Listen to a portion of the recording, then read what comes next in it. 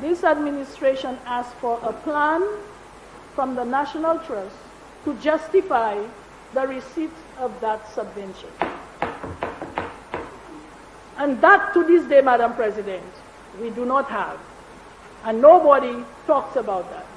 But everybody is sympathizing. The opposition, as a matter of fact, not everybody, is sympathizing with National Trust, National Trust, National Trust. Madam President, National Trust has become the new political party in St. Lucia. Another political party, Madam President. National Trust, look at the board of the National Trust, Madam President. Who is on the board of the National Trust? Every politician that the United Workers' Party could not give a job is on the board of the National Trust. That was Leader of Government Business in the Senate and Minister for Health Mary Isaac during her rebuttal on the 2020-2021 appropriation bill in Parliament on Thursday. The remarks have since elicited a swift response from Director of the St. Lucia National Trust, Bishnu Tulsie. The conservationist did not mince words in his retort. I have never heard so much nonsense. I mean, Ms. Isaac, as a leader of government business, should not use the People's House to spew that kind of false information. Firstly, the National Trust is not a political party. Is preventing dolphins in captivity political? Is it political to try and protect the World Heritage status of the Pitons Management Area? Is it political to try and protect the mangroves in Vieux-Fort, the Makote Mangrove, or to protect Maria Islands? She probably doesn't understand what it is to be political.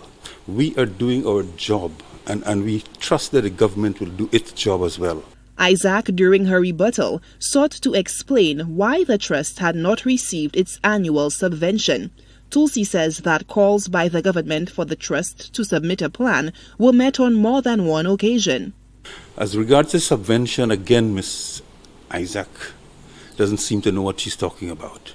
We submit our annual budget every year to the government. Consistently, every year it's done. The Prime Minister told us that he will not give us a subvention if we want funds from the government, submit projects, capital projects. We have done that for the past 4 years.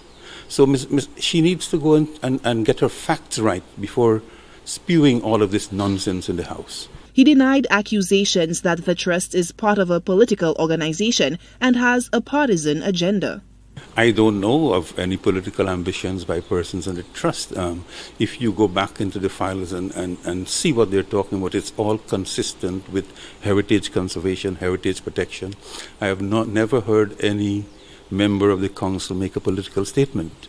So I don't know. I cannot tell what's going on in her head, but obviously there is something going on there that needs to be looked at. Tulsie advises the health minister to stay focused on the health and economic challenges facing the island. Deal with those things.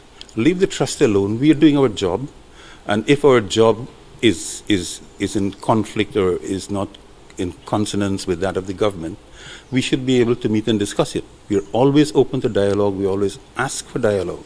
It doesn't happen. The director of the trust is adamant that the organization is guided by its over 2,500 membership. He says the trust has been faithful to its mandate to protect the patrimony of St. Lucia and will not be sidelined by political bullies. Solange Alfred, HDS News Force.